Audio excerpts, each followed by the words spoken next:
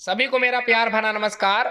आप लोगों की इतनी सकारात्मकता इस प्रेरक प्रसंग को लेकर मैं देख रहा हूँ, मुझे बड़ा अच्छा लग रहा है कि आप लोग एक्टिव रूप से इस लाइव वीडियो में आते हो और प्रेरक प्रसंग को सुनकर उससे जो शिक्षा मिली उसको ज़रूर बताते हो। आप लोगों के लिए बहुत बहुत शुक्रिया अदा करना चाहूँगा मैं। आज के इस प्रेरक प्रसंग में आप लोगों को एक प्रेरक प्रसंग बताया जाएगा जिसमें सोच का फ़र्क, इसी प्रेरक के आधार पर आप लोगों को एक कहानी सुनाई जाएगी और मैं उम्मीद करता हूँ इस कहानी को आप लोग अंत तक सुनोगे और इस कहानी से हमें क्या शिक्षा मिलती है इसको जरूर बताओगे। चलिए आज का प्रेरक प्रसंग स्टार्ट करते हैं और सीखते हैं कि आज हमको इस प्रेरक प्रसंग से क्या सीख मिली। चलिए सुनते हैं, ध्यान से समझिएगा। इस प्रेरक प्रसंग के हर एक पंक्ति में हर एक पॉइंट को अच्छे से समझिएगा। एक गरीब आदमी बड़ी मेहनत से एक एक रुपया जोड़कर मकान बनवाता है। बिल्कुल हम ही आप जैसे लोगों की तरह एक गरीब आदमी बड़ी मेहनत से एक एक रुपया जोड़कर मकान बनवाता है और उस मकान को बनवाने के लिए वह पिछले 20 वर्षों से एक एक पैसा बचत करता है ताकि उसका परिवार छोटे से झोपड़े से निकलकर पक्के मकान में सुखी से रह सके। कितनी अच्छी बात है। एक गरीब परिवार की ये कहानी है, एक गरीब परिवार से संबंधित ये प्रेरक प्रसंग है और इस प्रेरक प्रसंग में कितनी अच्छी बात कही गई है कि 20 वर्षों से एक एक पैसा बचाता हुआ एक गरीब परिवार का एक आदमी मेहनत करता है और एक एक रुपए को जोड़कर मकान बनवाता है, सिर्फ इस उद्देश्य से कि उसका परिवार एक अच्छे से मकान में रह सके, सुखी से रह सके। कितना अच्छा परिवार है, कितना अच्छा वो व्यक्ति है जो इस प्रकार चिंता करता है अपने परिवार को।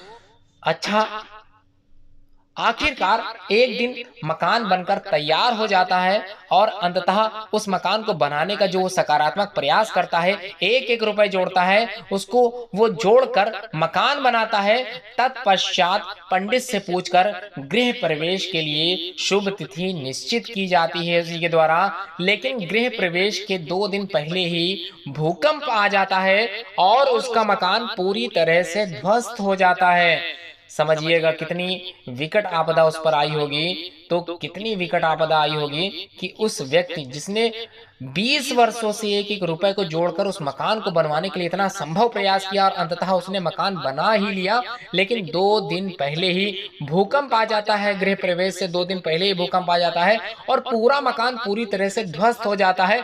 यह खबर जब उस आदमी को पता चलती है तो वह दौड़ा दौड़ा बाजार जाता है और मिठाई खरीद कर ले आता है। सोचो कितनी गजब की बात बताई जा रही है। किसी का मकान गिर गया है और वो व्यक्ति रोने के बजाय, दुख प्रकट करने के बजाय वो बाजार जाता है और बाजार से मिठाई खरीद कर लाता है और मिठाई लेकर वह घटना स्थल जहां का उसका मकान गिरा होता है वहां पहुंचता है, जहां पर काफी लोग इकट्ठे होकर उसके मकान के गिरने का अफसोस जाहिर कर रहे होते हैं। और वो व्यक्ति जिसका वो मकान होता है वो मिठाई लेकर उस घटना स्थल पर पहुंचता है।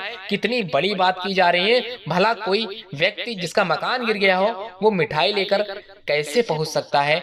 इसी को आगे समझ लेते हैं क्यों पहुंचता है।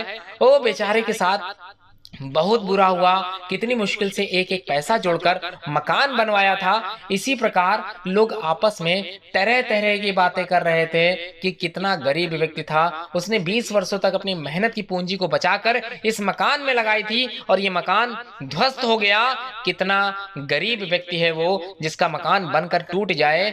इस प्रकार कई लोग आपस में बातें कर रहे थे। वह आदमी वहां पहुंचता है और झोले से मिठाई निकालकर सबको बांटने लगता है। कितनी आश्चर्यचकित बात है ये कि मिठाई को बांटने लगता है। उसका मकान गिर गया है और वो मकान गिरने की खुशी में सभी को मिठाई बांटता है, मिठाई बांटने लगता है। यह देखकर सभी लोग हैरान हो जाते हैं। तभी उसका एक मित्र उससे कहता है, कहीं तुम पागल तो नहीं हो गए हो? तुम्हारा मकान गिर गया है, कहीं इस दुख में तुम कहीं पागल तो नहीं हो गए हो? घर गिर गया है, तुम्हारे जीवन भर की कमाई बर्बाद हो गई है और तुम खुश होकर मिठाई बांट रहे हो? कितने मूर्ख हो तुम, कितने पागल हो तुम। क्या तुम्हारा दिमाग फिर गया है जो मिठाई बांट रहे हो? लोगों के सामने तुमको रोना चाहिए, तुम मिठाई बांट रहे हो। वह आदमी मुस्कुराते हुए कहता है, तुम इस घटना का सिर्फ नकारात्मक पक्ष देख रहे हो। इसलिए इसका सकारात्मक पक्ष तुम्हें दिखाई नहीं दे रहा है, क्योंकि तुम सिर्फ नकारात्मक पक्ष को देख रहे हो, इसी कारण तुमको सकारात्मक पक्ष नहीं दिखाई दे रहा है। ये तो बहुत अच्छा हुआ कि मकान आज ही गिर गया, इसको आज ही गिर जाना था, ये आज ही गिर गया, वरना तुम ही सोचो अगर यह मकान 2 दिन के बाद गृह प्रवेश के बाद गिरता तो मैं, मेरी पत्नी और मेरे बच्चे सभी मर जा सकते थे, सभी उसी मकान में दब सकते थे। मेरी जन्मों की जो पूंजी मैंने इस मकान में लगाई थी, अगर ये मकान 2 दिन बाद गिरता तो मेरा परिवार इसी में दब के मर जाता, तब कितना बड़ा नुकसान हो जाता, तब कितना बड़ा नुकसान हो जाता। इसी को बताते हुए वह व्यक्ति, वह आदमी जिसका मकान गिरा हुआ था, अपने मित्र को समझाते हुए सिर्फ ये कहता है कि तुमने सिर्फ इसका नकारात्मक पक्ष देखा, सकारात्मक पक्ष पर बिल्कुल भी विचार नहीं किया, जबकि ये कहा गया है, ये बताया गया है, ये समझाया गया है। अगर इसका सकारात्मक जो प्रभाव पड़ता वो ये था कि मैं इस मकान में नहीं था और ये 2 दिन पहले ही गिर गया, और मेरा परिवार जिसके लिए मैंने ये मकान बनाया था, वो मकान गिर गया। ये अच्छा हुआ मेरा परिवार बच गया, मैं तो मकान फिर बना लूंगा, फिर पूंजी इकट्ठा कर लूंगा। पैसे, धन ये तो आता जाता रहता है, ये जो आता जाता रहता है, मेरा परिवार ही मेरा सब कुछ है। इस कहानी से हमें शिक्षा क्या मिली, इसको थोड़ा सा देख लेते हैं।